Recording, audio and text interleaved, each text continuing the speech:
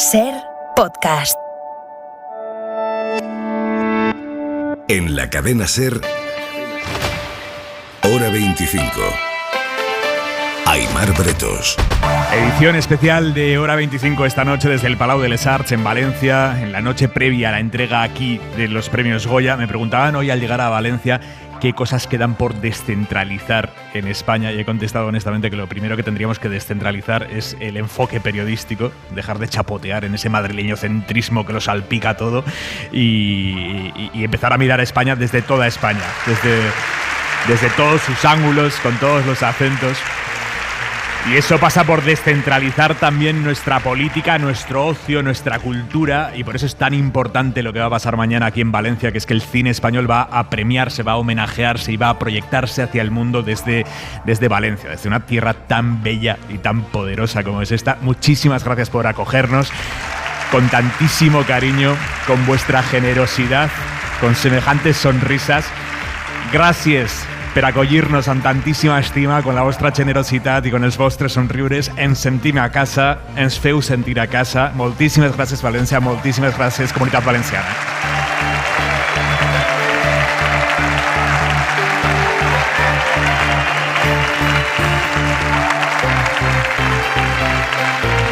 Me acompañan esta noche aquí en el Palau Pablo Simón. ¿Cómo estás, Pablo?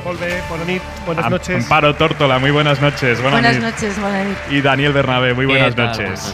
Antes del día en 2 minutos, vamos con el resumen del día ahora mismo, pero ojo con la tensión en Ucrania, que va a más. The risk is now high enough and the threat is now immediate enough. Any American in Ukraine should leave as soon as possible. Es el portavoz de la Casa Blanca esta noche. Dice, el riesgo es más alto y la amenaza de una invasión rusa es inminente. Esto es lo que dice el gobierno de Estados Unidos, que les ha pedido a todos sus ciudadanos en Ucrania que salgan del país en menos de 48 horas. Les dice, salgan ya, porque si hay invasión no vamos a enviar a funcionarios a buscarles. A esta petición se han ido sumando países a lo largo de toda la tarde, países como Reino Unido, como Holanda, como Noruega. La Unión Europea ha movido ficha como unión, va a permitir a su personal diplomático, el que no sea esencial, que se vaya de allí, que se vaya de Ucrania, aunque no lo llama todavía evacuación la Unión Europea. Vámonos a Washington, corresponsal Víctor Sancho. ¿Qué información maneja la administración Biden para decir que una invasión es inminente? Víctor, buenas noches. Buenas noches. De momento, la última información que tenemos es doble. Por una parte, que el Pentágono ha anunciado un envío extraordinario de 3.000 soldados a Polonia, que se unen a los 1.700 que ya se mandaron hace poco. Y por otra, una información de la agencia rusa de que Biden y Putin hablarán mañana sábado por teléfono. Ante todo esto, la administración Biden todavía se resiste a dar por segura esta invasión rusa de Ucrania, pero sus mensajes de urgencia transmiten que sus temores han escalado a otro nivel todavía más elevado. Ya no habla de plazos de tiempo indeterminado para salir del territorio ucraniano, y ahora es mucho más concreto. Como decías, los civiles estadounidenses deben abandonar Ucrania en 2 días como máximo para evitar verse en medio de un conflicto armado que podría iniciarse durante la celebración de los Juegos Olímpicos de Invierno o, lo que es lo mismo, la próxima semana. El riesgo es creíble como para salir ahora mismo del país, y más teniendo en cuenta que no hay visos de que exista un plan de evacuación militar. Y Jake Sullivan, como escuchábamos, el asesor en seguridad nacional de Biden, ha indicado además que un posible ataque ruso podría empezar con bombardeos aéreos y lanzamiento de misiles, e incluso incluiría un asedio a la capital ucraniana. Víctor, gracias. Buenas noches. Buenas noches. El día en 2 minutos. Marina Fernández. 14 páginas tiene el informe de los letrados del Congreso, que desmonta los argumentos del PP contra la convalidación de la reforma laboral. Un recurso de inconstitucionalidad que se fundamentará en la vulneración del derecho fundamental de un diputado. Al Constitucional van a llevar la reforma el PP, y Alberto Casero explica a Gamarra, a pesar de que este informe avala la actuación de Meritxell Batet, dice que el diputado se equivocó y por tanto no se vulneraron sus derechos. Al Constitucional llevará el Gobierno la legalización de pozos irregulares en el entorno de Doñana si sale adelante en el Parlamento andaluz. Ese volumen de riego es incompatible con el plan hidrológico. Si eso siguiera adelante, el Gobierno recurriría esa ley ante el Tribunal Constitucional y pediría la suspensión inmediata. Advierte la ministra Teresa Rivera. Último día de campaña en Castilla y León, donde una macrogranja ha sacrificado 130.000 gallinas por un brote de gripe aviar. Esto no tiene ninguna influencia respecto a la salud humana. Ha defendido el director de producción agropecuaria de la Junta un viernes con otro testimonio estremecedor de la pederastia en la Iglesia. Tú no sabes lo que pasa en el cuerpo de la otra persona, y menos con 11 años y una monja con hábito te está haciendo lo que le da la gana con Es tu Maribi, cuerpo. una de las 58 víctimas que ha identificado una investigación de la Universidad Pública de Navarra encargada por el Gobierno foral. El Arzobispado de Pamplona se ha negado a participar y frente a eso... La propuesta de una comisión parlamentaria, tengo que decirle que es bien recibida. Un solo caso ya sería suficiente para nosotros, la necesidad de pedir perdón. Las palabras del arzobispo de Compostela. La buena noticia del día se la debemos a la ciencia. Un avance que implica que el 60% de los pacientes que tienen un ictus y se les puede ofrecer estos tratamientos, pues a los 3 meses pueden continuar sin secuelas. Lo han conseguido en el Hospital Clínic de Barcelona. La ciencia que el Gobierno se compromete a proteger con una nueva ley que va el martes que viene al Consejo de Ministros. Un viernes con el anuncio de un adiós. Lo excludo. El primer ministro italiano Mario Draghi no se va a presentar a las elecciones del año que viene y con unas fotos en blanco y negro históricas y muy modernas, las que ha enviado el telescopio espacial James Webb y que confirman que funciona. Y las pueden ver en cadenaser.com. Gracias, Marina. Y en la contra de Hora 25.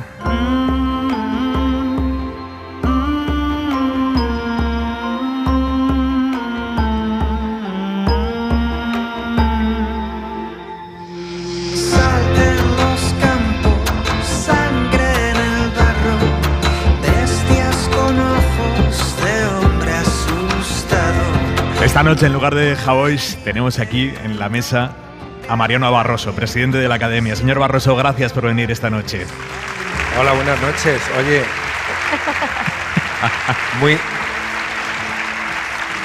está el listón muy alto, ¿eh? ¿Por qué? Javois y luego Valencia, o sea, porque tú sabes lo que pasa en Valencia, que es la única ciudad en la que yo he visto que se ven las sonrisas a través de las mascarillas. Bueno, Barroso. ¿Es verdad? No, oye, es verdad, estoy alucinado. Hay colas para hacerse fotos delante de los cabezones. ¿Qué tal? ¿Cómo le están tratando en Valencia? Pues de maravilla. Ayer me preguntaban que si íbamos a volver a hacer los Goya. Digo, nunca me ha pasado esto de que me digan si vas a volver antes de haber llegado por primera vez. ¿Y qué contestó usted? Bueno, que si podemos, claro que sí. A mí me gustaría incluso instalarnos aquí, poner aquí la oficina de la Academia de Cine. No es por peloteo, de verdad. Es que es una maravilla trabajar así. ¿Qué importancia tiene descentralizar los Goya, descentralizar la fiesta del cine español? Sí, es que, claro, estamos empeñados en Madrid, porque Madrid se supone que es el centro de la industria, y lo es, junto con Barcelona, pero también Valencia ha pasado en los últimos años de ser una ciudad que era, digamos, espectadora o pasiva, a ser una ciudad que es muy activa en cine y que está apoyando mucho a la producción cinematográfica y que se están haciendo muchos rodajes de cine, de series y la verdad que el empeño de la ciudad, de la gente y de las instituciones porque viniéramos aquí, es que no había manera de decir que no, y la verdad que estamos felices de estar aquí. Estamos en pleno ensayo ahí abajo. Eso le iba a preguntar. Me he perdido por el laberinto.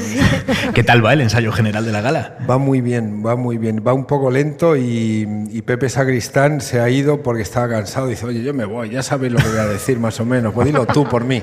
José Sacristán, premio Goya de honor este año. Sí, ese es el único que se sabe, junto con el de Kate Blanchett, sí. Usted mira ahora a su alrededor, mira al cine español y ¿qué ve? Yo veo que hay una riqueza tremenda, que hay una diversidad impresionante. Ahora que la gente que estamos, los académicos, tenemos la suerte de poder ver todas las películas que se presentan a los Goya. Hacemos proyecciones en la Academia y tenemos la oportunidad de verlas todas, ¿no? Las 100 y pico que hay, 140, algo así. Entonces cada vez que se apaga la luz y te sumerges en una nueva historia, ves que son universos completamente distintos, que son historias distintas todas, con formas de contar completamente distintas, con una riqueza impresionante, y yo creo que eso, al final, toda esa diversidad es lo que nos da esa sensación de una riqueza y de una vitalidad que es una maravilla, la verdad. Yo quería preguntarte, claro, porque esa riqueza y esa vitalidad no solo está en el cine, también está en las series, ¿no? En el audiovisual. El martes el Gobierno lleva al Consejo de Ministros esa nueva ley del cine y cultura audiovisual, y no sé si también la Academia quiere estar acorde con este nuevo panorama, digamos. Bueno, como director de series que eres también. Es que somos los mismos, claro. Somos los mismos los que hacemos unas cosas y otras, contamos historias por medio de imágenes y sonidos, entonces lo que va cambiando son las ventanas, pero hubo las ventanas de exhibición, quiero decir, pero hubo un debate a lo largo de muchos meses en el seno de la Academia, y porque había quien decía, bueno, las series tienen que formar parte, había quien decía que no, y al final a la conclusión a la que llegamos es que hoy por hoy la Academia es el lugar que, digamos, es el bastión que protege el cine, entendido el cine como el hecho en el que se encuentra mucha gente para experimentar la misma historia y para experimentar las mismas emociones al mismo tiempo, y eso es la sala de cine. Entonces estamos ahí resistiendo junto con las salas. Nadie sabe cuál va a ser la foto final después de la pandemia, pero es evidente que hay un cambio total de paradigma y la gente ve mucha más ficción y documental, audiovisual ahora en sus casas, pero bueno, al final quienes las hacemos somos los mismos, ¿no? Lo único que cambia es la forma de verlo, ¿no? El año pasado el cine español no consiguió remontar los datos del año anterior. Solo 6.780.000 espectadores eligieron pelis españolas. ¿Por qué? ¿Qué pasa ahí? Bueno, sigue ocurriendo eso. Ahora mismo las cifras están más o menos en la mitad de lo que eran las cifras de asistencia, digo, a las salas, pero no en España. España es de los países menos perjudicados, fíjate, pero están en la cifra más o menos que la mitad de lo que era antes de la pandemia. Es muy difícil retomar, todavía hay mucho miedo. Estamos saliendo de la sexta ola, la quinta ola, la sexta ola creo que es. Estamos saliendo, hay miedo realmente, o sea, tú vas con miedo a los sitios en los que te encuentras con la gente. Entonces, bueno, ya te digo que no sabemos cuál va a ser el resultado final, pero sí, en estos 2 años se han acelerado mucho las cosas y no sabemos cuál va a ser, pero en todo caso la gente los responsables de las salas están viviendo un momento complicado y pensamos en ellos todo el rato y creemos que la experiencia que uno vive en el cine no la puede vivir nunca en casa. Las películas más vistas el año pasado fueron A Todo Tren 2, Way Down y Operación Camarón, y ninguna de las 3 está nominada a nada mañana por la noche. ¿Hay una desconexión entre el gusto del público y la crítica? Bueno, digamos que no lo puedes tener todo, ¿no? Sí, o sea, claro, sí, hay que... es verdad, siempre ha pasado. También tú ves, yo hacía un juego que era comparaba la lista de recaudaciones con la lista de las críticas y era impresionante, porque la que estaba la número 20 en una estaba la número 1 en la otra lista. Suele pasar. Iban al revés. Entonces, bueno, a veces quizá pecamos de valorar mucho más desde los que estamos dentro, ¿no? Y pensamos menos en los gustos del público, pero la rentabilidad no solo es económica tampoco, ¿no? Igual que muchas veces se ha hablado tanto de que el cine español vive del Estado y no se ha contado nunca la realidad. La realidad es que el cine y la industria audiovisual aporta mucha riqueza al Estado, riqueza económica y también otro tipo de riqueza, ¿no? Esta riqueza que nos permite, bueno, pues tener películas que son parte de nuestra identidad y bueno, no todo es taquilla, aunque la taquilla es fundamental, pero hay otras riquezas, ¿no? Y esa riqueza pasa porque, bueno, pues ahora hay películas en Berlín, hay nominados en los Oscar. No sé si esa internalización del cine español, que siempre la ha tenido quizá a través de algunas figuras, pero ahora está más fuerte que nunca. No sé si desde la Academia también se nota eso y si tiene que ver también ese Goya internacional, un poco por ese feedback con Hollywood o con el cine europeo. Vivimos tiempos de globalización a todos los niveles, igual que crecemos o avanzamos o nos extendemos hacia otras ciudades. Hemos estado en Sevilla, en Málaga, estamos felices ahora de estar aquí en Valencia y también ocurre con el Goya Internacional. El cine nuestro es muy reconocido, fíjate, 4 nominaciones a los Oscars, que se dice pronto, ¿no? Penélope Cruz, Javier Bardem, Alberto Iglesias, Alberto Mielgo, y son 4 nominaciones muy importantes. Entonces crecemos en todas las direcciones y bueno, hay una internacionalización que es obvia. Cuando viajas fuera ves la aceptación que tiene nuestro cine y al final el reconocimiento de una persona como Cate Blanchett no es más que reconocer a alguien que está fuera de toda duda, que une culturas, que une espectadores y que une países y continentes, y al final el lenguaje de todos es el mismo y el país de todos. Como decía en su día Jean Renoir, decía que nuestro país es el país del cine y el lenguaje es el de las emociones. Entonces nos une esto, ¿no? Mariano Barroso, presidente de la Academia, muchísimas gracias por estar esta noche con nosotros y que salga todo estupendo mañana. ¡Suerte! Muchas gracias, muchas gracias.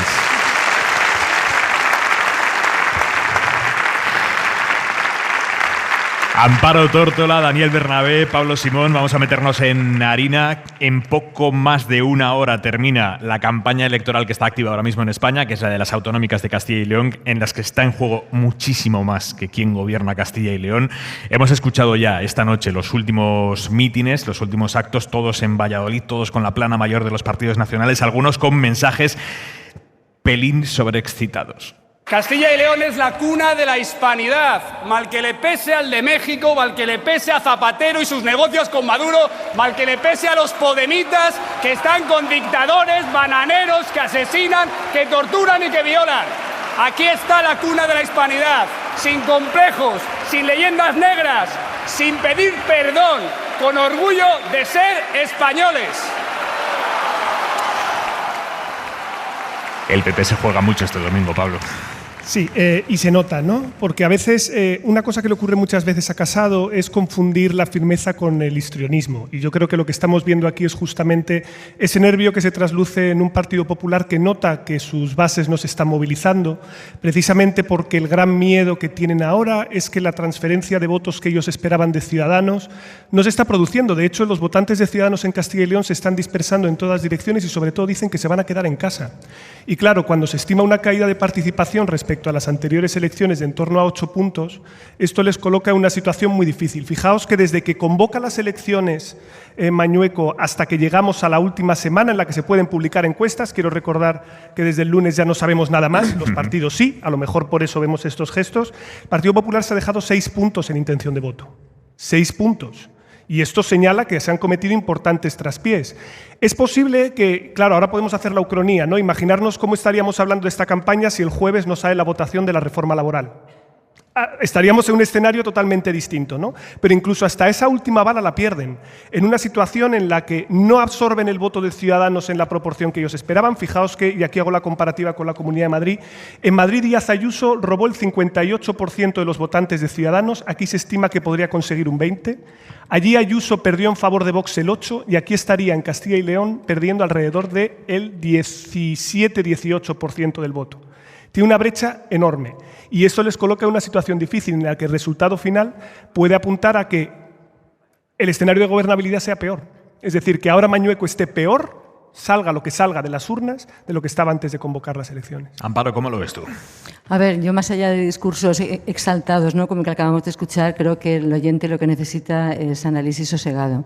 ¿Qué observo? Yo observo que llegamos al final de la campaña, que es esta noche, con una serie de incertidumbres que no se han podido despejar, sino que se han ido sumando, ¿no?, añadiendo unas a otras. Por ejemplo, la primera incertidumbre, el nivel de participación. No sabemos cuál va a ser la participación, ¿no? Se estima que puede haber una abstención elevada, pero de momento eso no lo sabemos. En segundo lugar, el nivel de voto indeciso. Es decir, el CIS en la encuesta, en su última encuesta, hablaba de que en Castilla y León había un 23% de voto indeciso. Es una cantidad importante. Otra incertidumbre, ¿cómo se va a comportar? Pablo hacía una referencia, ¿cómo se va a comportar el electorado de Ciudadanos, ¿no? Es decir, ¿qué va a hacer? ¿Va a hacer una transferencia de voto al PSOE?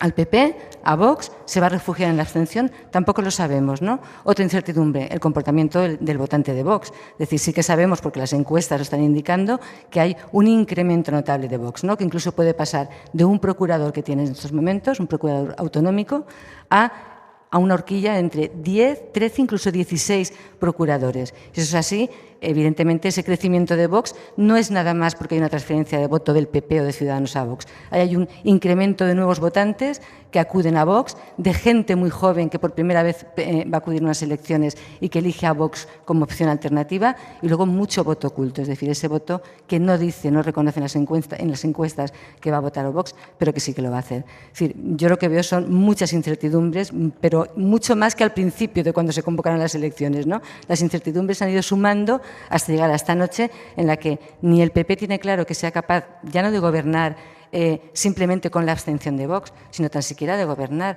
porque no hay que descartar que pueda sumar la izquierda y pueda haber un cambio de gobierno. Bernabé. Apuestas y expectativas.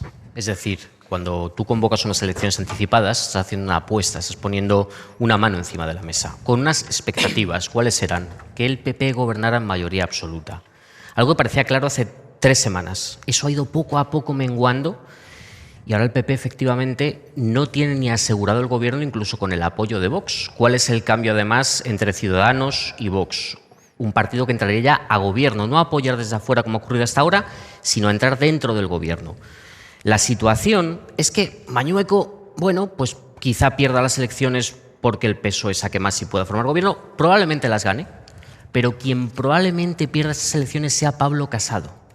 Porque de una u otra manera, aunque su partido gane en Castilla y León, si tiene que forzar el pacto con Vox y sobre todo si ha retrocedido en resultados en una campaña tan absolutamente exagerada como la que está haciendo el presidente del PP, estamos viendo que existe una especie de tensión enormemente palpable en cada acto que Pablo Casado ha hecho. Y aquí hay un problema, que es el siguiente. Más allá de estas elecciones, estamos viendo a un presidente del PP que ha apretado no el acelerador en las cuestiones procedimentales, narrativas, políticas, sino que está cruzando determinadas líneas rojas y que está prácticamente sobrepasando a Vox en algunos aspectos. El votante, al final, también se crea y también se educa. Y al final Pablo Casado, más allá de su papel como presidente del PP en estos meses, años, en este contexto, va a dejar una herencia. Y esta herencia creo que tarde o temprano nos arrepentiremos de ella. Si puedo añadir algunas cosas por intentar un poco perimetrar también, porque algún dato tenemos, ¿no?, sobre cosas o expectativas que sí que se vislumbran en el horizonte. Fijaos, el dato por correo ha caído un 40% respecto a las elecciones de 2019. La participación fue de un 70%. Es muy probable que la participación caiga. Esto es muy diferente a lo que vimos en la Comunidad de Madrid, ¿vale? Voy a estar siempre comparando con la elección más cercana para que se vea. Cuando tú pones electricidad a una campaña, consigues que salgan los votantes masivamente cuando es concurrente con otras elecciones también. Cuando es separada, es verdad, los temas propios pueden pesar más, pero también es verdad que esto deprime la participación. Yo creo que tenemos que recordar algo fundamental. Hay 9 terrenos de juego. Son 9 provincias y esas 9 provincias eligen un número diferente de procuradores. Y esto es importante para saber quién puede entrar y quién no. Porque si tú te vas a León, Valladolid o Burgos, con un 5% del voto consigues un procurador.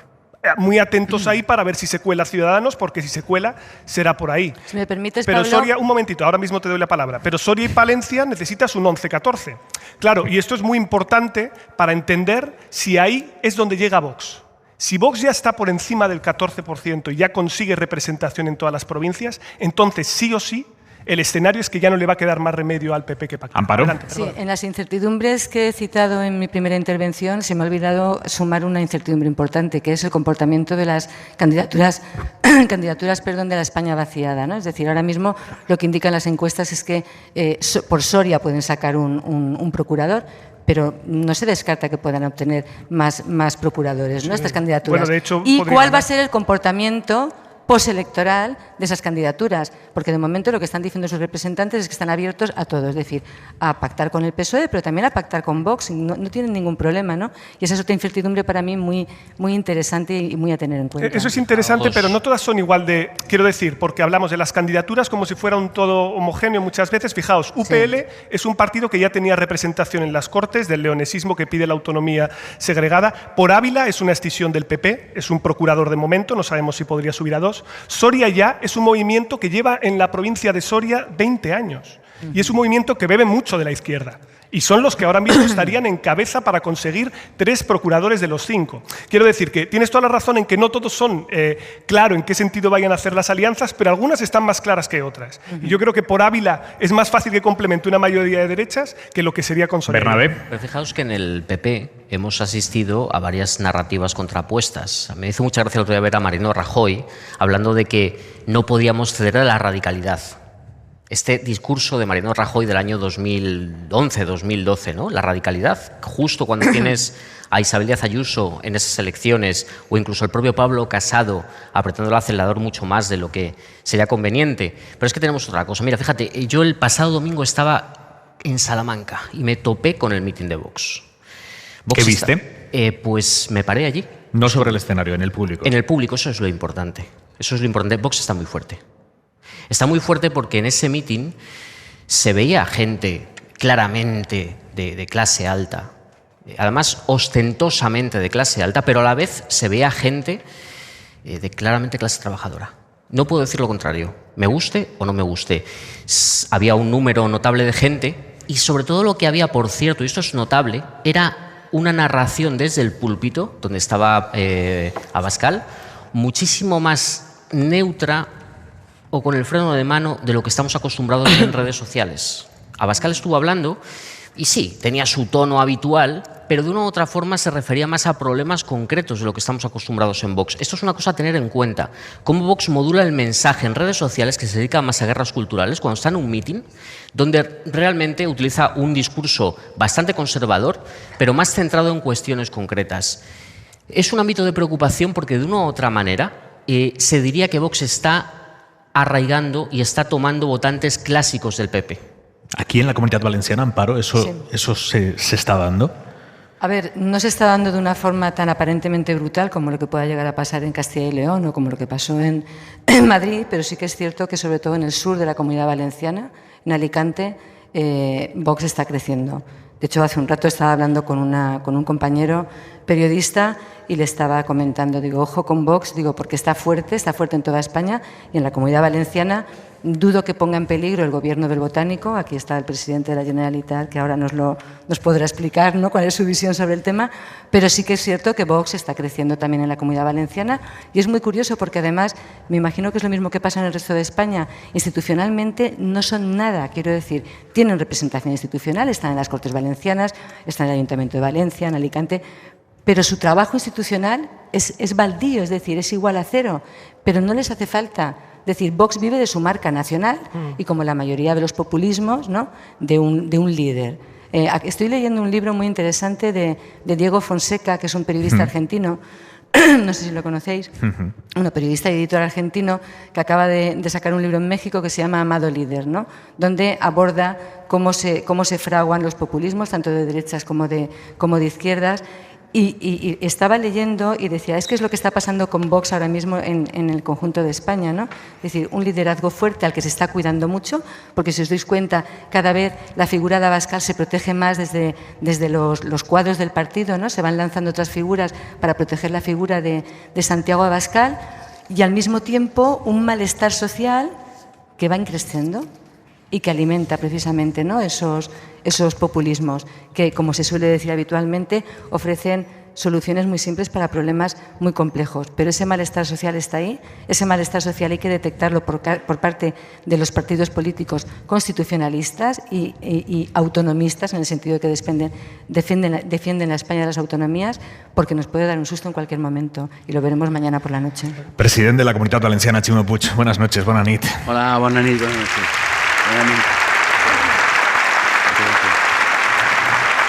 Presidente, ¿qué está en juego el domingo en Castilla y León?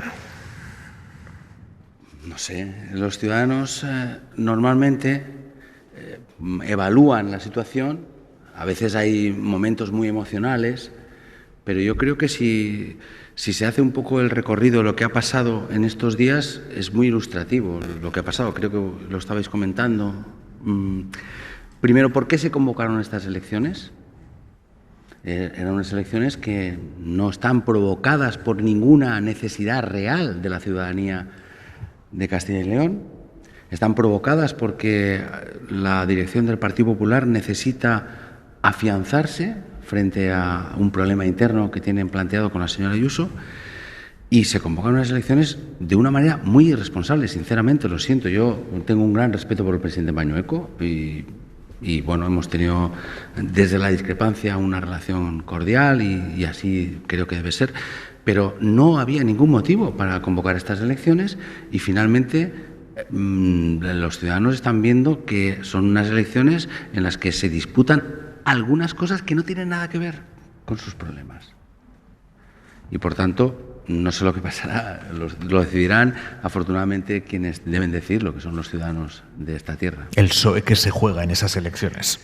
El Partido Socialista tiene una nueva oportunidad de consolidar lo que ya hizo en las anteriores elecciones, que es ganar. Es que el Partido Socialista ganó y fue Ciudadanos quien de una manera bastante difícil de entender también no propició el cambio, que es lo que había dicho antes de las elecciones, y dejó que continuara gobernando el partido que había perdido las elecciones. Yo creo que esto es el recorrido de lo que ha pasado y ahora, sinceramente, creo que es una oportunidad para el cambio, y después de tanto tiempo los ciudadanos también estaría bien que pudieran tener la oportunidad de ver que las cosas no son igual, porque aquí hemos visto que no son igual. No es igual que gobierne la derecha que la izquierda, no es igual, afortunadamente. Cuando usted escucha, lo acabamos de escuchar aquí en Hora 25, a Pablo Casado metiendo en la misma frase a Castilla y León, Venezuela, dictaduras, violaciones, podemitas, asesinos, torturadores, el orgullo patrio, ¿qué le sugiere?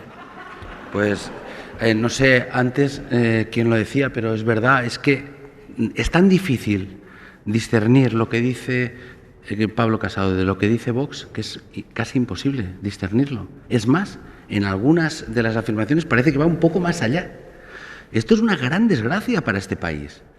De verdad, es que nosotros vemos en Europa que hay una derecha moderada, que hay lo que ha significado Merkel, lo que debería significar el Partido Popular, lo que ha pasado aquí en los últimos días, poniendo en riesgo los fondos europeos, poniendo en riesgo la recuperación, simplemente por un puñado de votos. Es que lo que ha pasado con la reforma laboral, que ha quedado un poco eclipsado por la situación berlanguiana que se produjo, viva Berlanga siempre, pues la verdad es que no tiene parangón. Es que pusieron al país al borde del precipicio. Lo pusieron. Presidente, es que eso no es normal. Lo que ha pasado con la reforma laboral es que hay un gobierno que estuvo a punto de perder la votación más importante de la legislatura. Sí, efectivamente. Pero es que yo no digo que se pueda gestionar siempre mejor la coalición de intereses determinados, ¿no? Más allá de la coalición de gobierno. Pero cada uno tiene su responsabilidad. Y de verdad, que un partido que se dice de gobierno actúe permanentemente fuera de los parámetros de lo que es un partido de gobierno, es que no es un partido de gobierno. Es que es así. No es el Partido Popular. Hoy no es un partido de gobierno. Porque cuando se está al borde de una situación como la reforma laboral, que además después se dice que no ha cambiado nada. Oye, si no ha cambiado nada, ¿por qué votas en contra? Es que no es normal. Oiga, llegado a esta situación, además tenían una oportunidad histórica de demostrar que son un partido de gobierno y han fracasado en esa situación. Afortunadamente, yo creo que ha sido ya definitivamente la justicia divina, el Espíritu Santo o alguien que se situó encima de este señor, que se equivocó votando, lo cual, gracias a él, pues estamos donde estamos. Estamos otra vez en el periodo de mirar hacia adelante y de recuperar, de avanzar, que es de lo que se trata. Pero ¿qué conclusiones saca el PSOE de lo que pasó, de lo que estuvo a punto de pasar el jueves, de que hay un gobierno que estuvo a punto de perder la votación más crucial de la legislatura si no llega a ser por el dedo loco? Claro, entre otras cosas, de que hay gente profundamente desleal y que hay gente de la que no se puede fiar. Pero la culpa de todo la tienen los demás, presidente. No. Cada uno tiene que hacer, por supuesto, el análisis autocrítico y ver de qué manera se puede convencer a otras fuerzas políticas que han apoyado. Pero, de verdad, sinceramente, es que de lo que nos estamos jugando es muy importante y esto no va de una cuestión menor. Vamos a ver, si tú llegas a un acuerdo con un partido político y ese partido político defrauda el acuerdo, pues es evidente que hay gente que está en otro ámbito. Es un partido no confiable, es unas personas no confiables. Yo, sinceramente... Es que es la segunda vez que le pasa esto al PSOE. Si le pasó en Murcia, que pactó con la dirección nacional de un partido que no tenía amarrado el grupo parlamentario, y ahora lo vuelve a hacer, le vuelve a pasar. Ya, pero no puede ser responsabilidad de quien se fía de la palabra de los demás. Es un problema de la palabra de quien defrauda la palabra. Esta es una cuestión que es así. Mire, aquí en la Comunidad Valenciana esto lo sabemos bien. Hubo alguien que fue presidente comprando a una concejal. Esto ha pasado y pasa, desgraciadamente, y por eso la política a veces pues tiene sus crisis de identidad profunda, ¿no? Porque, claro, si no te puedes fiar de lo que dice una persona representando a unos votos, que no es su palabra solamente, es la palabra de lo que representa, ¿no? Pues, oiga, hasta aquí hemos llegado. Esto es una desfachatez, es una desvergüenza. En una situación normal nadie podría aguantar la mirada de nadie haciendo lo que se ha hecho en este caso. Pero parece que todo es posible. Presidente, ¿no tiene ni un ápice de razón el Partido Popular en sus críticas a la gestión de los fondos, a la gestión equitativa y transparente de los fondos europeos? ¿Nada? Pues nada es nada en esta cuestión. Oiga, mire, yo desde luego pienso que la verdad absoluta no existe, que nadie tiene la razón de todo. Por supuesto, en absoluto creo esto y desde luego el Partido Popular seguro que tiene razón en muchas cuestiones.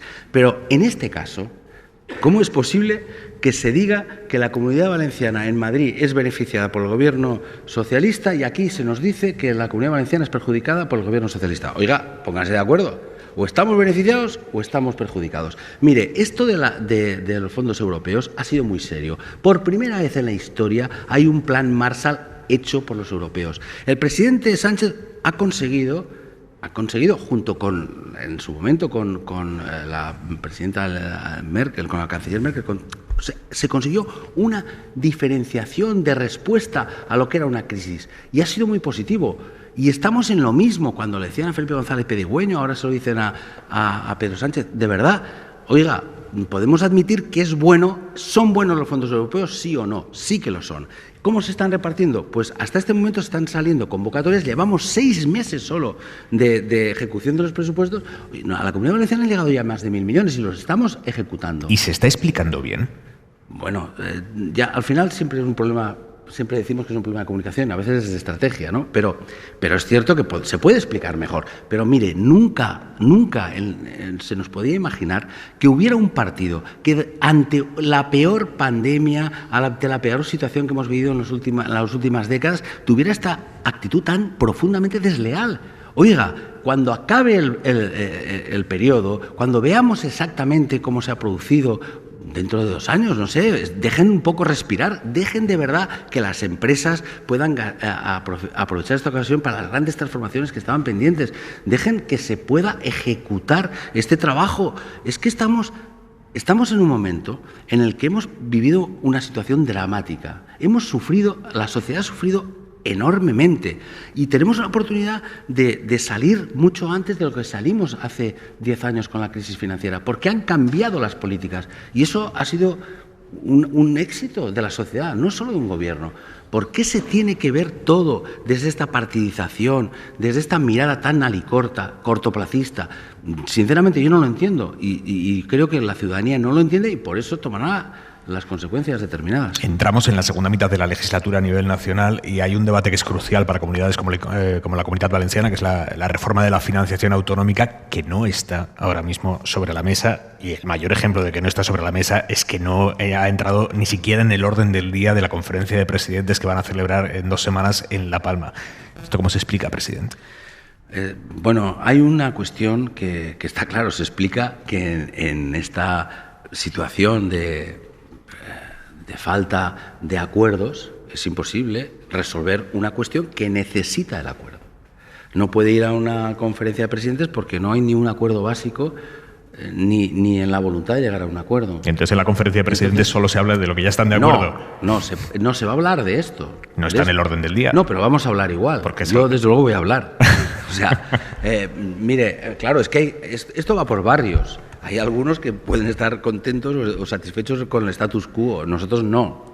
Porque mire, lo que no se puede explicar es inexplicable. Y lo que no se puede explicar es que la Comunidad Valenciana esté financiada 30 puntos menos que la mejor financiada. Eso no se puede explicar. Nosotros no aspiramos a tener ningún trato de favor, todo lo contrario. Lo único que aspiramos es a tener una financiación que iguale las posibilidades de los españoles y por eso hemos presentado una propuesta no solo para la Comunidad Valenciana, sino para el conjunto de España. Hay un problema de suficiencia financiera del Estado del Bienestar que administramos las comunidades autónomas y por eso hay una posibilidad de que se aumenten los recursos para todas, pero después tiene que haber un reequilibrio y no puede haber esta situación ya parece como definitiva, ¿no? Decir, no, aquí los de la Comunidad Valenciana ya tenemos que admitir por siempre que tengamos esa situación de falta de equidad. Pero ¿y de verdad, presidente, usted aspira a que en este ciclo electoral que ha empezado ya, que nos va a llevar después a unas andaluzas, después a unas autonómicas, después a unas generales el año que viene,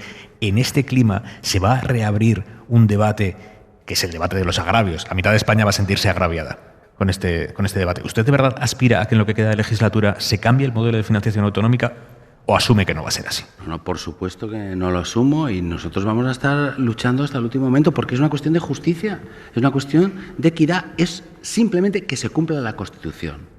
Y por tanto, ya sé que es muy difícil, porque aquí en este país parece que pactar sea traicionar, cuando no tiene ningún sentido. Es que hay que pactar. La democracia es discutir, dialogar y pactar. Eso es democracia. Y en este caso, lo que está pasando en España es que parece que no haya esa voluntad de acordar. Y es necesario. Por tanto, nosotros no vamos a renunciar.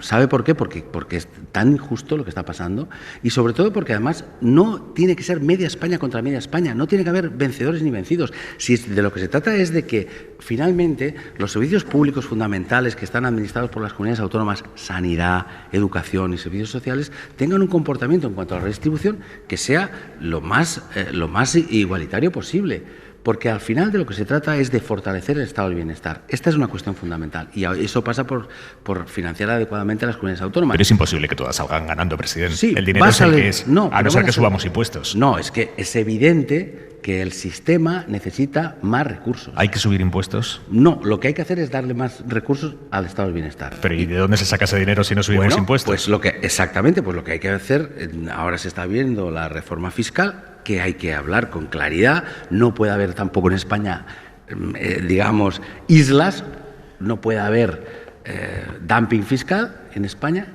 Hay que buscar una fórmula para que realmente las personas que más tengan, más aporten. Es decir, cumplir también la Constitución. De eso se trata. ¿Hay que armonizar en toda España el impuesto de patrimonio, presidente? Algunos, por supuesto, el de patrimonio creo que sí, porque hay impuestos que al final son impuestos que tienen una propia esencia que hace que la partición pues implique problemas de equidad fiscal, y eso es así. No estamos si estamos hablando ahora, por ejemplo, en Europa de armonizar fiscalmente, si estamos hablando incluso que el G20 está hablando de armonizar, de generar un suelo fiscal... Que no es armonizar, poner un suelo mínimo no es armonizar. Bueno, por lo menos poner un suelo mínimo. Yo ya me conformaría que pusiera un suelo mínimo. Es que hay gente que... Bueno, hay algunas comunidades... ¿Qué hay que hacer con patrimonio en España? ¿Poner un suelo o armonizarlo?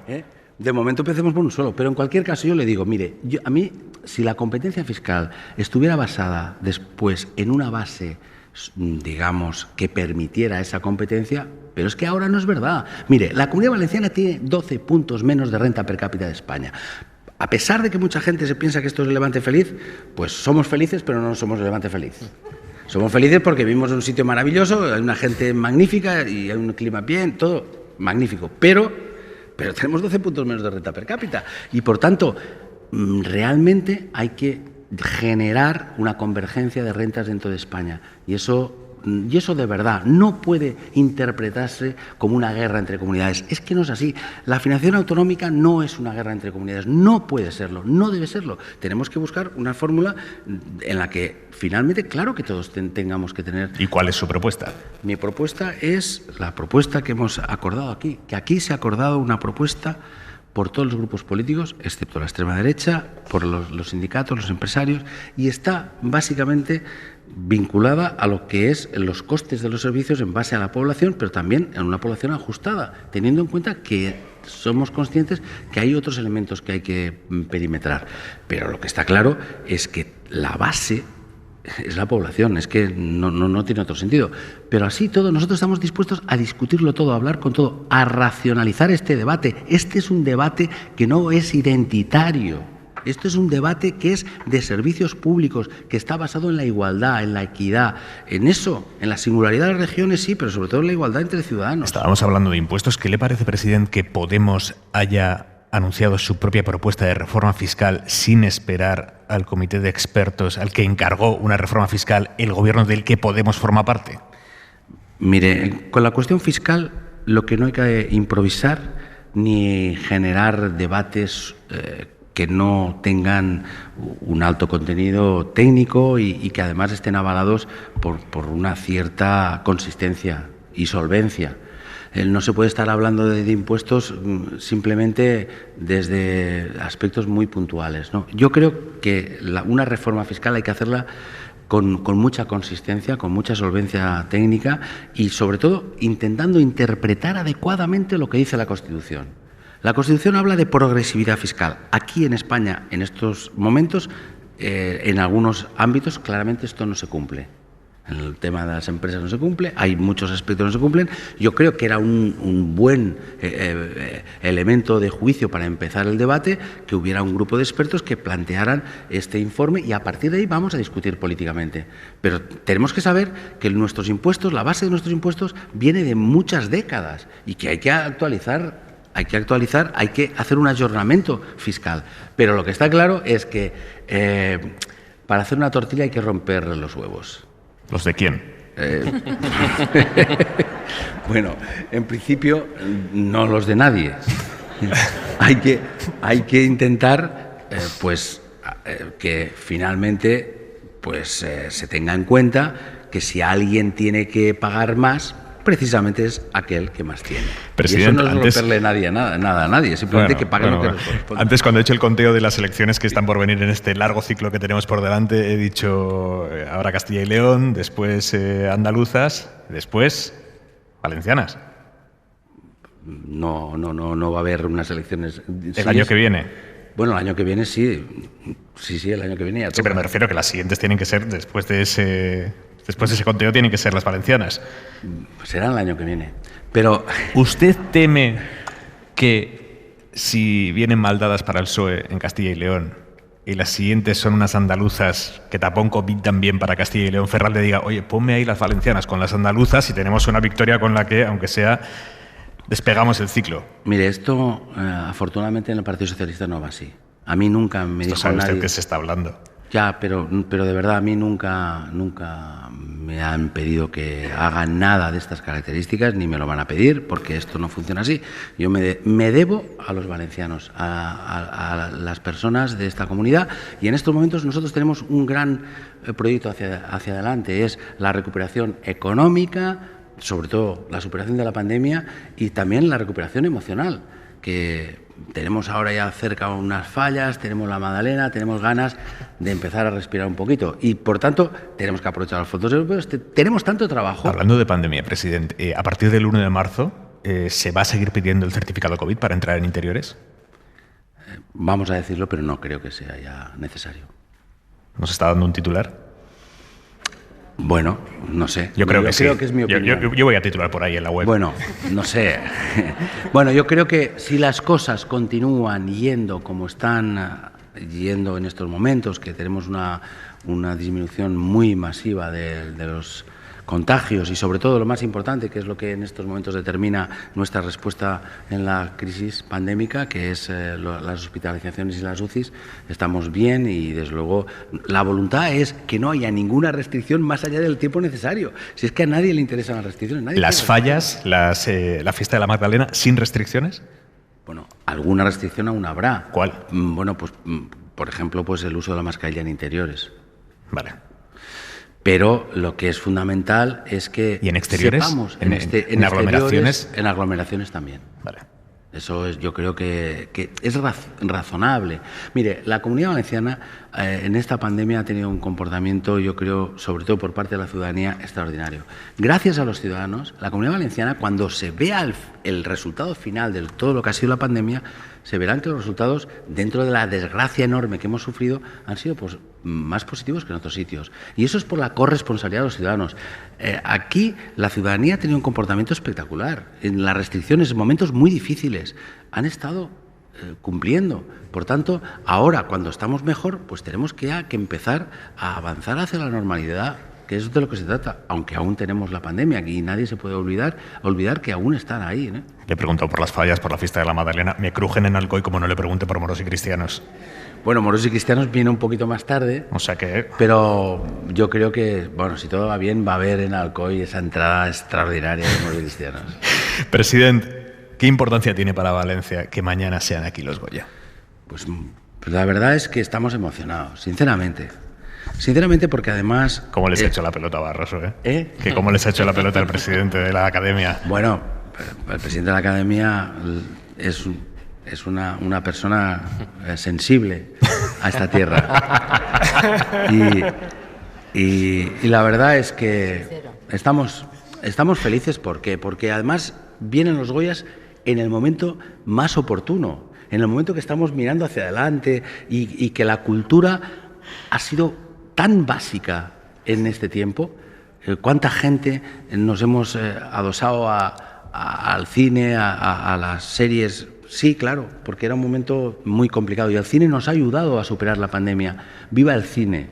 ¡Viva el cine! Y además, viva el cine y viva Berlanga, que es un año para nosotros extraordinario, ¿no? Siempre, todo casi está en Berlanga, Nos decía Barroso, me están preguntando ya si el año que viene volvemos. Para eso alguien tiene que poner la pasta, presidente. Bueno, esta es la pasta mejor gastada, porque es unos recursos por la cultura, para la cultura y para la ciudadanía, para brillar de nuevo. Esta es una ciudad y una comunidad que brilla con la luz y que está absolutamente conectada con las mejores miradas de la cultura. Y desde luego, sin cine, ¿qué existe ahora sin cine? Pero el año que viene de nuevo los Goya aquí, nosotros, ¿sí o no? Por supuesto. Por nosotros no quedará. Ximo Puig, presidente de la Generalitat Valenciana, gracias.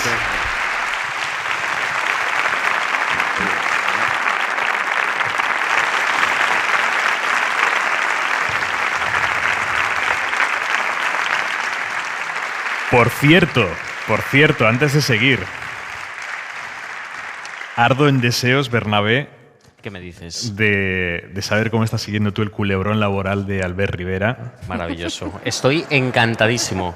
Es que cada mensaje que sale del bufete de abogados que le dio trabajo, que le dio sueldo, después de dejar la política, cada mensaje es mejor que el anterior. Le manda un burofax diciéndole, señor, vamos a la guerra judicial si es lo que usted quiere, y además le acusa de llevarlo todo al panorama mediático. Dice que está obsesionado con Albert con los Rivera medios. Tiene un problema, que es que siente que se le debe algo. Tiene la absurda idea de que la vida le debe algo, le debe un éxito truncado que desapareció cuando él creía que era cierto.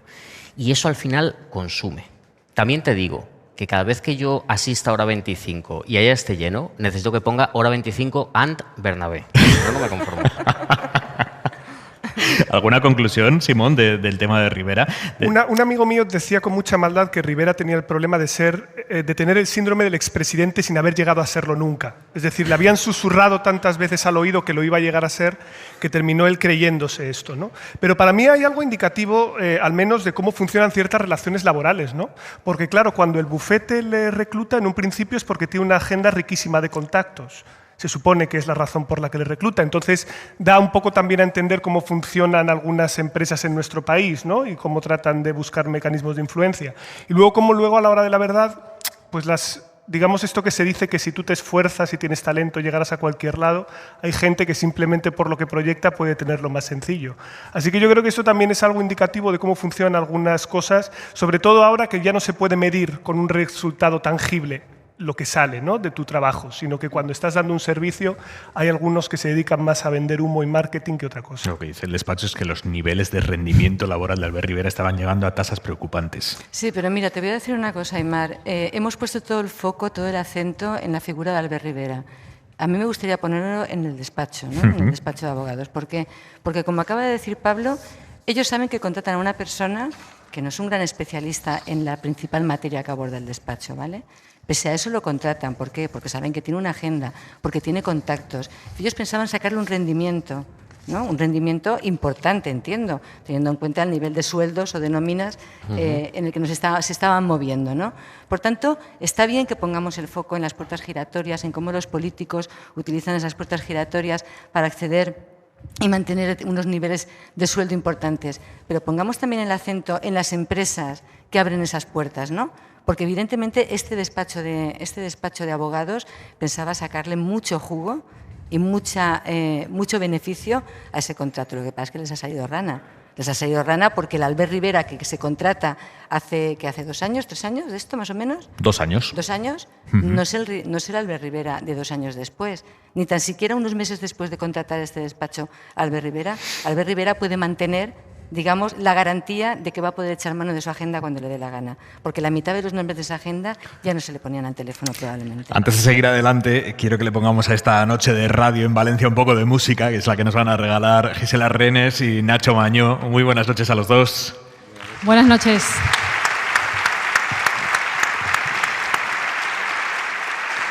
Nacho, estamos hablando esta noche de premios, tú de eso vas sobrado. También con la emoción de que mañana el cover está nominada a Mejor Canción Original y yo escribí la banda sonora original de la película, o sea que con todo el equipo ahí haciendo fuerza para que el cover se lleve un Goya mañana. Qué bueno. Gisela, esta noche vais a tocarnos 2 temas del último disco, Casa.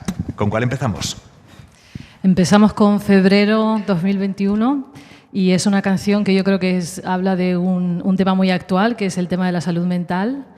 Se la dedicó Nacho a una de nuestras hijas que pasó por una depresión y como muchos adolescentes en plena pandemia cayó en picado, con lo cual yo creo que es una canción un poco para dar ánimos y decir que esto se sale. Así que empezamos por ahí. Vamos allá. No puedo detener el viento. Nos podemos resguardar. Pasemos juntos este invierno que se hace eterno, pero pasará. No es fácil encarar el miedo, saber cuál es nuestro lugar. Si tú me dejas, voy contigo un tiempo hasta que te puedas encontrar. Ya lo entendí, ahora ves un cielo gris sobre tu corazón. Yo creo en ti, puedo ver aquí esperándote un nuevo color. Sabes que voy a estar donde el sol te abrigue, sabes que puedo ser ese abrazo, siempre sabes que me tendrás. Ojalá pudiera darte mucho más, ojalá pueda ayudarte a comenzar, saber sentir lo que te duele y hacerlo desaparecer. Es increíble ver cómo floreces, ver cómo vences y vuelves a vencer. Ya lo entendí, ahora ves un cielo gris sobre tu corazón. Yo creo en ti, puedo ver aquí esperándote un nuevo color. Sabes que voy a estar donde el sol te abrigue, sabes que puedo ser ese abrazo, siempre sabes que me tendrás. Ojalá pudiera darte mucho más, ojalá pueda ayudarte a comenzar.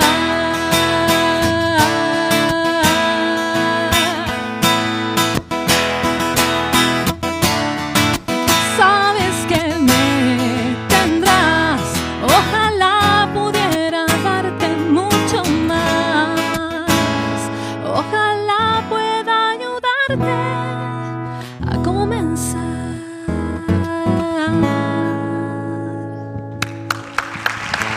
Gracias. Gracias.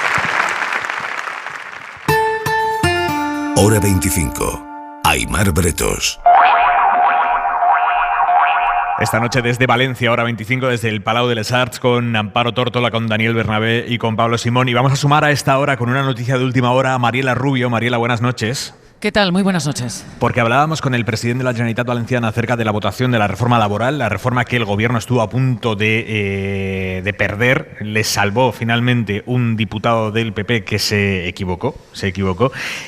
Empezó diciendo el Partido Popular que era un fallo informático, hasta que hoy los propios técnicos del Congreso han dicho que de fallo informático nada. Pues bien, en el recurso que ha presentado el PP ante el Tribunal Constitucional, el propio Partido Popular, Mariela, y esta es la noticia, el propio Partido Popular reconoce que quizá no sea un fallo informático.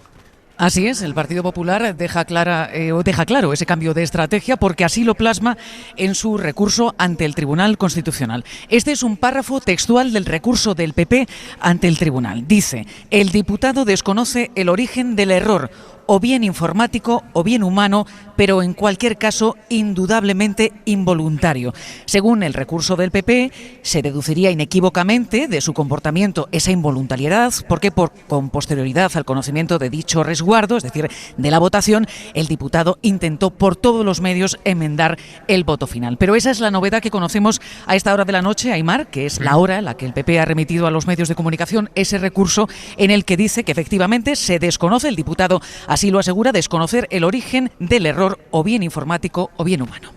Después de poner en duda el funcionamiento y la legitimidad de un proceso democrático como es una votación parlamentaria, después de clamar de todo, que sea un fallo informático, que si pucherazo, que si prevaricación, que si atropello democrático, después de todo, tenemos acceso a las 11 de la noche de un viernes al recurso que el PP presenta ante el Tribunal Constitucional y resulta que el propio Partido Popular deja por escrito que igual es que fue un fallo humano. Pablo, tu análisis. Decían en el recurso que planteaba el Partido Popular, error en todo caso involuntario. Hombre, tan involuntario como que fue un error del diputado y les hizo perder la votación probablemente más importante, con la jugada o la maniobra política que podría haber desestabilizado el gobierno, llevarse por delante a la ministra de Trabajo, llevarse por delante también un mes de reforma en vigor, inseguridad jurídica, fondos Next Generation. O sea, hubiese sido de estas jugadas y maniobras que pueden acabar con un gobierno entero, y por un error efectivamente no fue el caso. Vamos a ver, porque esto me imagino que será un recurso de amparo ante el Tribunal Constitucional, y si es de esa naturaleza, en el fondo tenemos que discernir dos cosas. De un lado, esto tiene que quedar muy claro: la votación no se va a repetir. No tenemos procedimiento, es un acto cerrado y una vez ya sea realizado, sea error o no, y puesto que se ha certificado además que no es error informático, porque eso es algo que se puede cotejar en el momento, este proceso ya ha finalizado. La ley ya está en vigor, ya está aprobada, ya está en el BOE. Pero, y aquí es donde probablemente intentará el Partido Popular cargarse de razones, el único elemento que pueden alegar ellos es que Meritxell Batet no convocó a la mesa cuando ellos reclamaron que había habido dicho error. Que habría sido además con el mismo resultado, porque en la mesa hay una mayoría de izquierdas. Pero es cierto que Meritxell Batet no la convocó y dijo que sí, no dijo que sí la había convocado, dijo que la mesa había tenido conocimiento del recurso del PP, cuando no es cierto, porque ella no había reunido a la mesa. Esto es, por lo tanto, si la hubiese reunido, habría sido lo mismo. Eso es, por lo tanto hubiera sido en cualquier caso un fallo de procedimiento, en el cual de ahí sí puede venir la mención que haga el Tribunal Constitucional, que sabemos que tiene mayoría conservadora, veríamos cómo se posiciona en todo caso, pero podría decir o hacer un requerimiento diciéndole que ahí digámoslo así, se menoscabó el derecho de un diputado por no constituir o por no reunir la mesa, una mesa que le hubiera denegado probablemente también el voto telemático. Y ya está. Este es todo el recorrido que tiene. El problema es que esto, que tiene un recorrido técnico muy específico y que habla de un defecto de forma para una votación que ya ha terminado, va acompañado de una gran cantidad de sobreexcitación retórica que habla de pucherazo, que se ha vulnerado la normativa de la Cámara, que no se están respetando las instituciones, y eso es lo problemático. Eso es lo problemático, porque en el momento en el que empiezas a cuestionar las reglas de juego, se sabe cómo se empieza, pero no cómo se termina. Hay una cuestión que no es menor, y es que el PP, con todo este relato y centrándose en la cuestión de que tenía que haberse repetido la votación y demás, cosa que ellos mismos saben que no se va a repetir, pero ha tapado casi por completo, Amparo, la imagen de debilidad que proyectó el gobierno teniendo que aprobar su reforma gracias al dedo despistado de un diputado del PP. Totalmente, pero además, fíjate, hay otra cosa que a mí me llama la atención con los dirigentes del PP que he hablado en los últimos días y en algunos casos en las últimas horas, me llama la atención porque en privado lo que me han reconocido la mayoría es que fue un error que el PP no se abstuviese en esa votación, ¿no? Es decir, eso no lo van a reconocer públicamente, es complicado que lo vayan a reconocer, pero sí que te dicen cuántos desastres nos habríamos ahorrado como partido político y como discurso político si el día de la votación el PP se hubiera abstenido en vez de votar en contra y de cometer el error, ¿no?, de un diputado que votó a favor de la reforma. Eso por un lado. Y por otro lado, llevamos repitiendo toda la noche que estamos a 24 horas de unas elecciones en Castilla-La Mancha. No cabe... Castilla y León y León. De Castilla y León, perdón. No cabe pensar que el PP a 24 horas de unas elecciones donde se juega mucho, ¿no?, como hemos comentado esta noche, fuera a aceptar el dictamen de esos 14 folios de los diputados de la Cámara, el recurso al Constitucional, era lo esperado, ¿no? Aunque yo tengo clarísimo, como ha explicado perfectamente Pablo, que ese recurso da de sí lo que da de sí, ¿no? Pero fíjate ya cómo va cambiando el tono del PP, ¿no? Públicamente ya no es el mismo que hace unos días, esto no es un desastre democrático, esto no es un insulto, ¿no?, a la razón y a los derechos de un diputado. Ahora ya es, bueno, pues sí, puede haber habido un error, pero ha sido un error involuntario y tal, pero tenemos que recurrir al Tribunal Constitucional porque tenemos unas elecciones pasado mañana y si no lo hacemos vamos a hacer el ridículo más espantoso, ¿no? Pero saben que el recorrido va a ser muy, muy escaso. Bernabé, ¿cómo lo ves? ¿Pero qué broma es esta? Como diría Miguel Ángel Aguilar. Efectivamente. Quiero decir, ¿cuándo se ha puesto en duda el sistema de votación parlamentaria en España? Es que es algo tan peligroso, porque estamos poniendo en duda las reglas del juego. Y lo estamos poniendo en duda no porque haya habido un error de un diputado del Partido Popular, no. No, esa es la anécdota, eso es lo que vino después. Lo estamos poniendo en duda porque el señor Teodoro García Egea considera la política española lo mismo que un indiano comerciante de caucho en Lequitos de Fitzcarraldo. Es un señor que maneja la política española de una manera muy particular. Y ocurre que de repente dos diputados que habían comprometido su voto, su partido había comprometido su voto de forma positiva, con alevosía acaban votando negativamente. Tanto es así que esos diputados podían negarse incluso a aceptar la disciplina de su partido y haberlo dicho.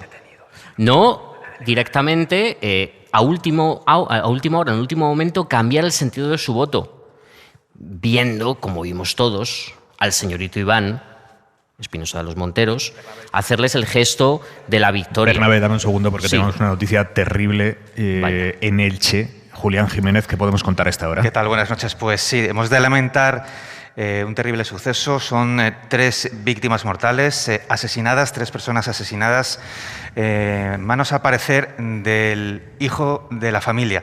Serían, al menos esa es la primera hipótesis, 2 adultos, un padre y una madre, y el hermano del presunto asesino, que, como decimos, han sido encontrados muertos en su domicilio de Elche.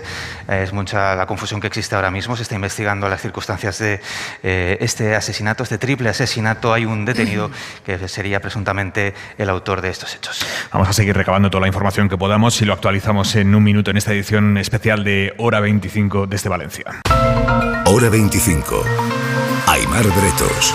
Mientras seguimos recabando información acerca de esa noticia que les hemos contado, es absurdo que comentemos nada acerca de ella, porque lo que vamos a hacer es especular. Así que lo que sí que os planteo, y volviendo por un momento a la campaña de Castilla y León, Bernabé, llamativa la ausencia de Yolanda Díaz en el cierre esta noche de Podemos. Su participación en toda la campaña ha sido, de hecho, muy de perfil, con un único acto en toda la campaña, ayer en Valladolid. Esta noche no va al cierre. ¿Cómo se interpreta esto? Pues de la misma forma que las elecciones municipales y autonómicas de 2015, donde Podemos estuvo ausente. Podemos en aquel momento, en 2015, no se presentó en ninguna circunscripción, en ningún ayuntamiento con su marca propia. Presentó otras marcas donde participaba, pero que recibía una cobertura. Díaz, en este caso, desde mi punto de vista, lo que ha hecho ha sido ausentarse de una campaña donde ella sabe que no tiene la última palabra de momento. De todas formas, estamos ya en un punto crítico Crítico para Díaz en el sentido de que tiene que empezar a definir su candidatura y su propuesta política. Es decir, estas son las últimas elecciones donde ha podido jugar esta carta, pero ya no tiene más bazas o más oportunidades para ausentarse de lo que es el juego político completo, más allá de su papel de vicepresidenta y ministra de Trabajo. Hombre, precisamente fue en esta ciudad donde Yolanda Díaz, junto con Mónica Oltra, la alcaldesa de Barcelona, Ada Colau y Mónica García, presentaron o lanzaron esa plataforma que todavía está por definirse, ¿no? Y sobre todo está por definir no solamente su forma política, sino cuáles son los objetivos, ¿no? Y cuál va a ser definitivamente su composición. Yo creo que desde que Yolanda Díaz, la vicepresidenta, vino a Valencia y de alguna forma lideró este acto, ¿no? El perfil que ha mantenido ha sido muy bajo. Probablemente ella y sus asesores lo que explican es, oye, es que hemos tenido mucha faena, ¿no? Hemos estado negociando la reforma laboral, hemos estado negociando ahora con los sindicatos y también con la patronal la subida del salario mínimo interprofesional. Pero yo creo que hay algo más, es decir, política, eso es la parte, digamos, de acción de gobierno y luego hay una parte de acción política. Y yo creo que Yolanda Díaz está, por lo que me llega y por lo que intuyo, no de lo que voy leyendo, yo creo que ya está repensando quiénes tienen que ser sus compañeros de viaje en esta aventura política, si finalmente se decide a emprender esta aventura política, que ahí tiene que ver mucho la demoscopia, los estudios de marketing político que le están elaborando. Y sobre todo, bueno, negociar con Podemos, ¿no? Quiero decir, ¿qué va a pasar con Podemos si ella decide montar una plataforma al margen de Podemos? Simón. Sí, porque además pensad que en un contexto bibloque en el que ya tenemos claramente definidas las alianzas, que pueda gobernar la izquierda dependerá necesariamente de qué forma adopte la plataforma que tenga Yolanda Díaz y la capacidad que tenga, sobre todo, para ensancharse. Y yo creo que esto es particularmente importante porque el sistema electoral en España es muy puñetero. Y si tú tienes un partido de ámbito estatal y no supera el 15% del voto, te lamina mucho. Ahora mismo Podemos está con su propia marca por debajo de esa banda de peligro y ya tiene pérdida en proporcionalidad, pero si tú miras al bloque de la derecha, PP y Vox están muy por encima, es decir, ya han superado esa banda ampliamente y por lo tanto pueden estar más cerca de la absoluta. Cómo reconfigure las alianzas territoriales aquí va a ser muy importante, de nuevo, porque localizar y territorializar el voto va a favor de conseguir sortear esa barrera. Por eso precisamente los guiños a Compromís, a Más Madrid, a los comunes, que tiene base territorial, y vamos a ver esto cómo se articula después también con un Podemos que tiene una paradoja en sí misma, que es que Podemos es Díaz dependiente, depende totalmente de Yolanda Díaz para su supervivencia, pero al mismo tiempo, si le da demasiado carrete a Yolanda Díaz para configurar la lista que ella quiera y meter en esa lista a las personas que consideren más cercanas, a lo mejor hay importantes dirigentes de Podemos que no tienen hueco después. Entonces, siempre hay esta tensión en una parte de la izquierda que no sabe si quiere ganar el partido o si quiere ganar las elecciones, y a veces ahí se confronta. Fijaos en el del otro día que Podemos tiene un acto sobre fiscalidad en Madrid y aquí no invita a Jeremy Corbyn, el líder del Partido Laborista. No es un detalle menor, ¿eh?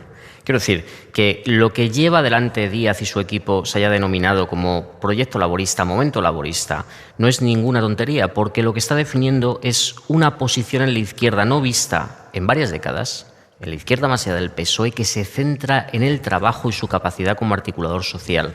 Yo creo que fundamentalmente al final los partidos que conformen esta opción tienen que tener en cuenta las ideas que están detrás de esta cuestión. ¿Tórtola? No, y que detrás de cada uno de los partidos que finalmente se integren en esa, llamémosle, plataforma, ¿no?, o artefacto electoral, tienen sus propios problemas internos. Es decir, Compromís, no todo el mundo en Compromís está de acuerdo con esta idea, ¿no?, de formar parte de esta plataforma. Hay gente que sí que está de acuerdo, pero, por ejemplo, dice, no, sí, apoyamos la iniciativa de Yolanda Díaz, nos parece bien que ella la lidere, pero, ojo, para generales. Pero para autonómicas no vamos a ceder la marca Compromís en autonómicas, y supongo que en otros ámbitos autonómicos pues sucede exactamente lo mismo. Bueno, entramos en los últimos minutos de este especial de Hora 25 desde el Palau de les Arts en Valencia, en la víspera de los Goya de este año. Uno de los secretos mejor guardados de esta gala ha sido quién la va a presentar, quiénes la van a presentar. Y este año no es una pareja, son 6 personas y uno de ellos es Arturo Valls. Arturo, buenas noches. Hola, buenas noches, ¿qué tal, Aymar? Mira, este aplauso es para ti. ¡Qué maravilla! ¡Qué calentito llega, eh! Es que estoy en casa, yo juego en casa. Efectivamente. Oye, ¿ensayo general controlado? El ensayo general controladísimo, sí, todo en orden. Muy bien, muy bien. ¿Os va a tocar cortar agradecimientos interminables o habrá señales sutiles para esos premiados que no se callan? Bueno, esto, claro, entre los que me encuentro, ya fíjate, hoy hemos tenido ese debate, ¿no? Con los productores del corto al que estamos nominados, sí. Cómo nos repartimos ese tiempo, cómo nos repartimos ese minuto que nos dan, quién habla, nos estábamos cronometrando los agradecimientos para vas a ser de los coñazos que hablan los 5. Sí, pero seremos muy breves, claro, porque además un corto, espero que el discurso de agradecimientos no sea más largo que el propio corto, ¿no? Entonces habrá que ser breve. Oye, en una gala como esta, está todo muy medido. ¿Tenéis algo de margen para improvisar o es guión y para allá? Pues yo, hombre, hoy con Dani de la Torre, con el director, lo hablamos, sí. ¿No? Siempre hay alguna morcilla, alguna cosa. Yo querría meter alguna promo de la próxima película que estreno o alguna cosa así, pero es difícil. Y fíjate que la paradoja es que luego suele ser lo más divertido, cuando la gente se sale del guión, esa frescura suele ser siempre lo que más funciona. Pero en teoría hay que ceñirse al guión, sí. ¿Qué os preocupa más? Porque presentar los Goya ya sabes que tú tiene ahí el dato de audiencia o los haters de Twitter. Bueno, esto va unido, ¿no? A la gala de los Goya, sabes que van a caer críticas, hagas lo que hagas. Entonces, bueno, en este caso, no, como uno no lleva el peso, no hay una figura, digamos, ¿no? Como las en galas así más convencionales, yo creo que nos vamos a repartir el odio en las redes. Oye, nos decía Mariano Barroso que está notando que Valencia se está volcando con los Goya. ¿Lo estás notando tú también? Es una maravilla. Yo creo que es muy buena idea lo que ha hecho Mariano, sacar el Goya fuera de la capital, porque efectivamente las ciudades pues lo reciben con mucha más energía, ¿no? Las ciudades se vuelcan y esto creo que es muy positivo para los Goya. Y aquí en Valencia pues la gente pues sí está a tope. Creo que ya están yendo a las proyecciones que están haciendo de las diferentes películas españolas y creo que conviene, ¿no? En Madrid digamos que hay como más costumbre, la gente ya está como, venga, otra más, ¿no? Y esto está muy bien. Yo la verdad es que estoy muy contento. Aquí en casa es un plus y a mí esta celebración del cine ya me gusta. Hacerlo en casa pues mola un montón, la verdad. ¿Y la fiesta en tu casa dices después? Bueno, oye, que se está corriendo la voz. Nada, escucha, que esto no lo oye nadie. Arturo, un abrazo. Muchísimas gracias a vosotros. Que vaya genial mañana. Adiós. Adiós, Aymar. Hasta luego. Y vamos a cerrar esta edición especial de Hora 25 con la música de Nacho Mañó y de Gisela Renes, que estrenan en Hora 25 su nuevo single, Robar un beso. Cuando queráis.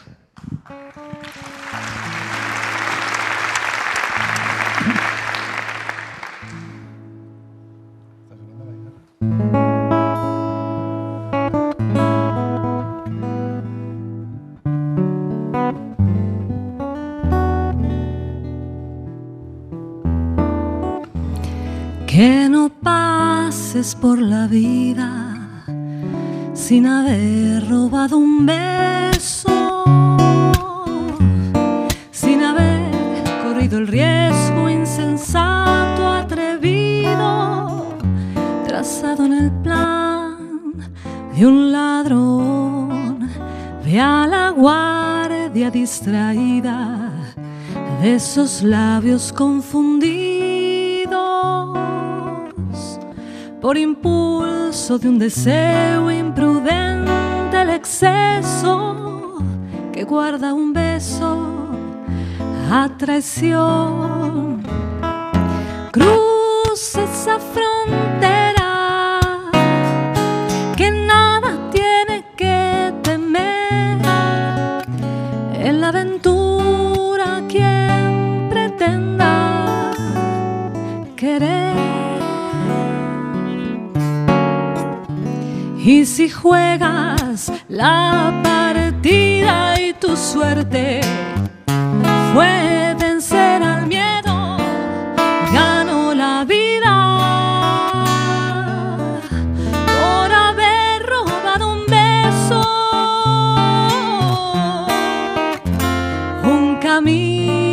se abre o se cierra para siempre. Una apuesta decidida para atravesar un sueño. Que no pases por la vida sin haber robado un beso.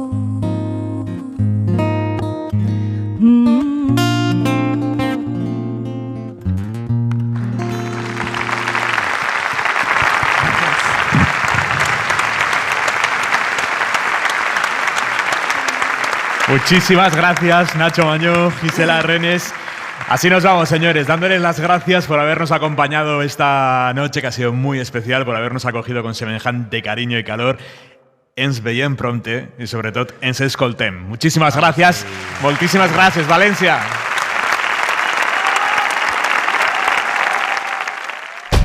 Suscríbete a Hora 25. Todos los episodios y contenidos adicionales en la app de Cadena Ser y en nuestros canales de Apple Podcast, Spotify, iVoox, Google Podcast y YouTube. Escúchanos en directo en la Ser de lunes a viernes a las 8 de la tarde. Cadena Ser. La radio.